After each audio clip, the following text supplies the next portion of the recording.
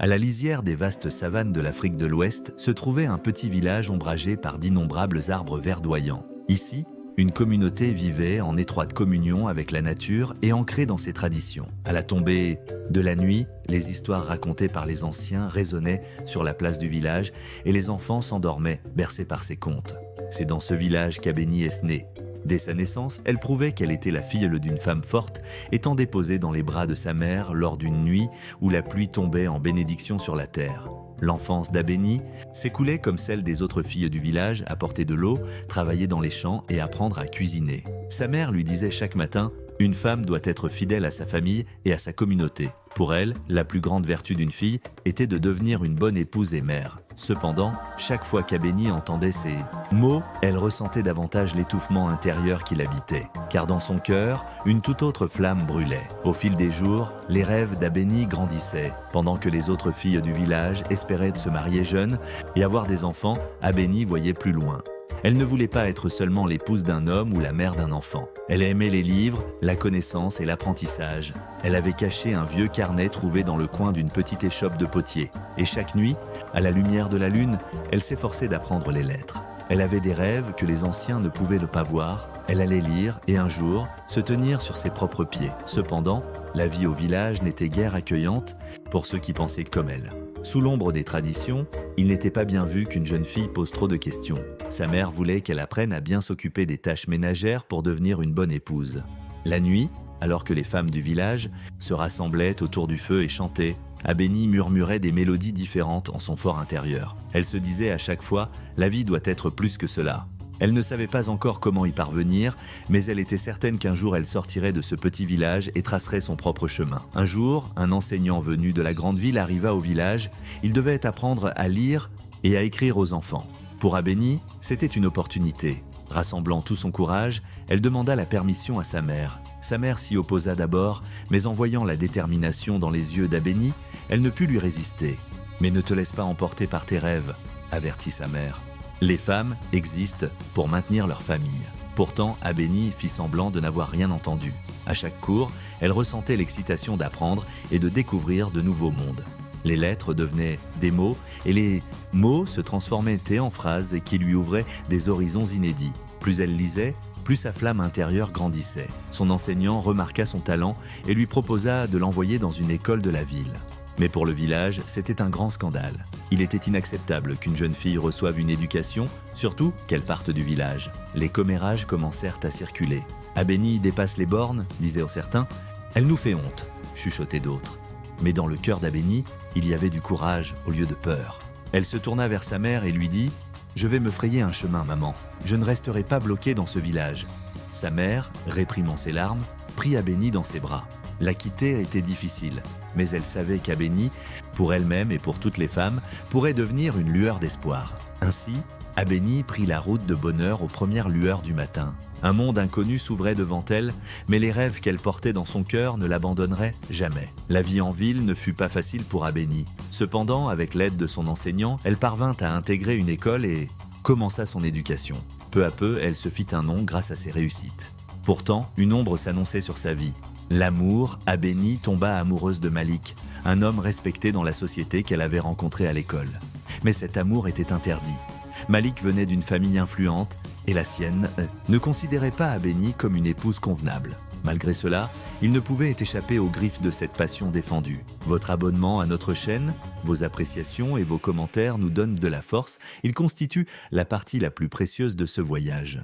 Rencontres secrètes, murmures pleins d'espoir et regards furtifs. Abeni se sentait aimée pour la première fois de sa vie.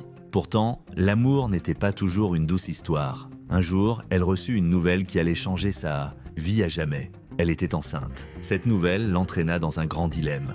Elle avait laissé derrière elle son village et poursuivi ses rêves. Maintenant, elle avait commis une faute impardonnable aux yeux de la société. La famille de Malik ne tolérerait jamais cela et Abeni devait prendre une décision concernant son avenir. Que ferait-elle? S'enfuirait-elle ou déciderait-elle de donner naissance à l'enfant malgré toutes les difficultés?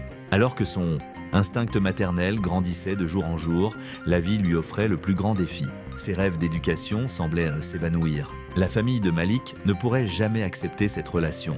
Et Abeni se sentait de plus en plus seule. Avec courage, Abeni décida d'accoucher de sa fille. Son éducation était interrompue, mais elle ne renonça pas à son combat. Elle devait travailler. Elle commença à travailler comme femme de ménage dans une école. Le jour, elle nettoyait l'école et la nuit, dans les bras de sa fille, elle reconstruisait ses rêves. Elle nomma sa fille Zola. Zola signifie vie. Et sa plus grande espérance était que sa fille mène une vie meilleure. Les mains d'Abeni sentèrent le savon le matin et le soir, elle trouvait la paix en caressant les cheveux de Zola. Malgré les difficultés, elle parvint à survivre et à se tenir debout. Car elle savait que, quoi qu'il arrive, la force d'une femme ne connaît pas de limite. Chaque matin, elle se réveillait en se disant « La vie n'est pas encore finie. Je dois continuer pour ma fille. » À mesure que Zola grandissait, elle comprenait mieux les sacrifices de sa mère. Elle était devenue une élève brillante à l'école et attira l'attention de ses enseignants. Abeni fit tout son possible pour soutenir l'éducation de sa fille.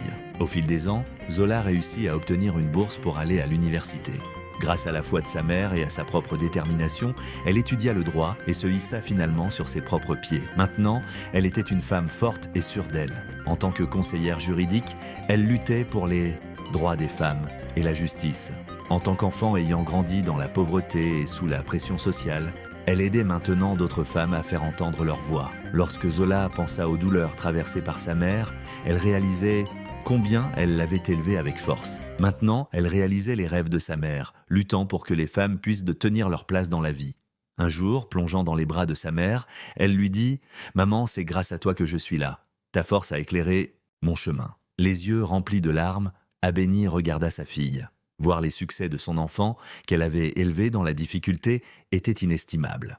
Ce moment-là, Abeni comprit que tous ses combats, toutes ses peines avaient constitué les fondements de l'avenir de Zola. Et maintenant, cette histoire, qui avait commencé à l'ombre des savanes, se poursuivait avec le triomphe d'une mère et l'ascension d'une fille. À mesure que Zola grandissait, elle comprenait de mieux en mieux les sacrifices faits par sa mère. Elle devenait une élève brillante et attirait l'attention de ses enseignants. Abeni faisait tout son possible pour soutenir l'éducation de sa fille. Au fil des ans, Zola eut la chance de recevoir une bourse pour aller à l'université. Grâce à la foi de sa mère et à son travail acharné, elle étudia le droit et finit par se tenir sur ses propres pieds. Elle était désormais une femme forte et assurée. En tant que conseillère juridique, elle luttait pour les droits des femmes et la justice.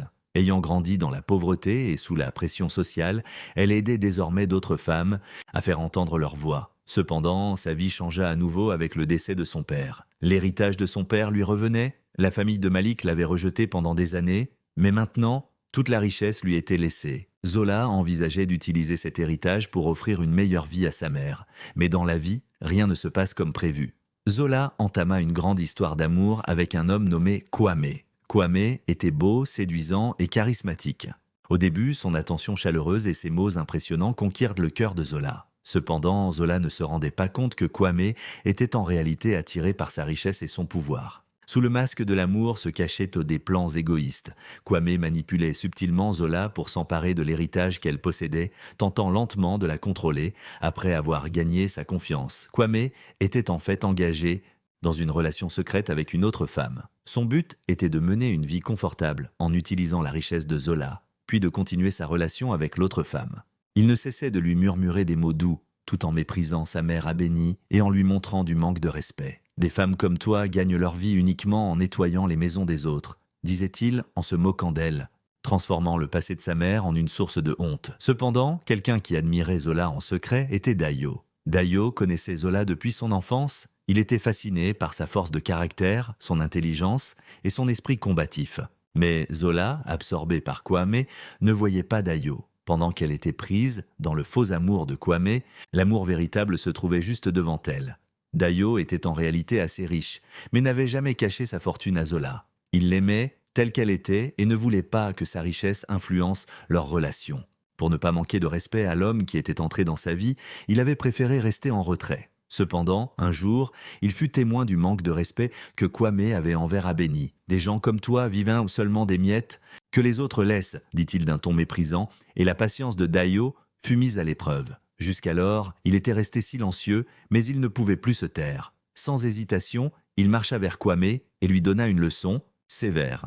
L'arrogance feinte de Kwame se brisa face à la détermination de Dayo. Ce moment-là, Zola commença à percevoir la véritable force et l'amour cachés derrière le silence de Dayo. Mais Kwame réussit de nouveau à duper Zola. La mère de Dayo avait remarqué combien il était un bonhomme et commença à doucement alerter Zola. Cependant, sous l'ombre de ses sentiments pour Kwame, Zola ne prenait pas sérieusement les avertissements de sa mère. Kwame fit à Zola une proposition de mariage grandiose et elle lui dit qu'elle réfléchirait. Juste au moment où elle était sur le point d'accepter, un soupçon l'envahit. Cette nuit-là, lorsqu'elle se rendit chez Kwame, elle le trouva au lit avec sa meilleure amie. « Votre abonnement à notre chaîne, vos appréciations et vos commentaires nous donnent de la force. Ils constituent la partie la plus précieuse de ce voyage. » À cet instant, le monde de Zola s'effondra. Elle avait vu la trahison de l'homme qu'elle pensait aimer. Pendant ce temps, Dayo était resté à ses côtés, la soutenant et attendait patiemment.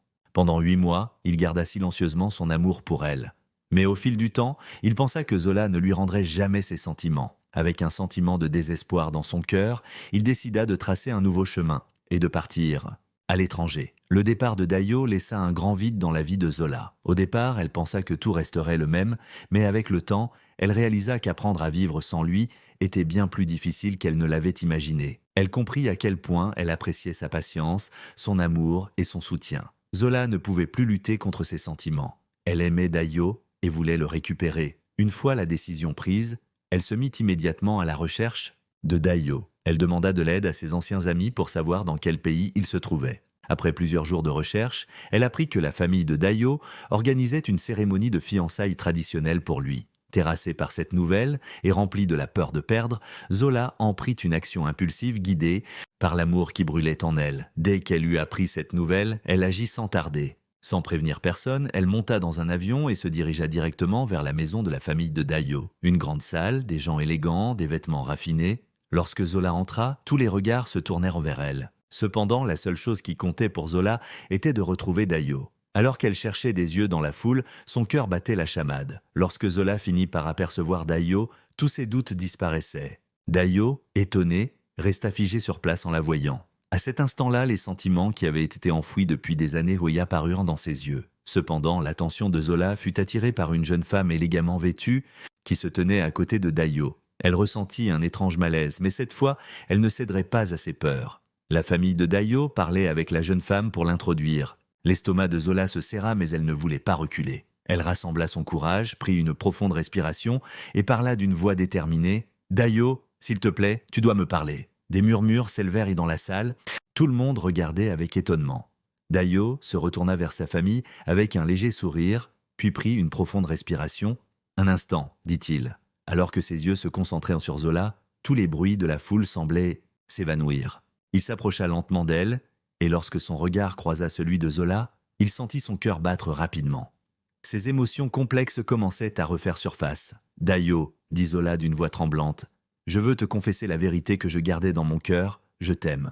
J'ai peut-être attendu trop longtemps pour le dire, il est peut-être trop tard, mais je sais maintenant que tu es la plus grande vérité de ma vie. Je rêve d'un avenir avec toi. Si tu m'aimes toujours, s'il te plaît, donne-moi une nouvelle. Chance. » Dayo la regarda d'abord avec surprise, puis ses yeux s'illuminèrent. L'amour qui avait empli son cœur se reflétait alors sur son visage. En souriant, il répondit « Tu n'avais pas besoin de m'attendre, Zola. Je t'ai toujours aimé, et je continuerai à le faire. » À cet instant, les yeux de Zola se remplirent de larmes, car elle avait enfin trouvé l'amour qu'elle avait toujours ressenti au fond de son cœur. Et devant tout le monde, ils s'étreignirent, accueillant toutes leurs émotions. Le silence de... La salle se transforma en applaudissements. L'amour avait enfin trouvé son véritable propriétaire. Zola et Dayo firent un pas vers un nouveau départ, unis par l'amour qu'ils se portaient l'un à l'autre.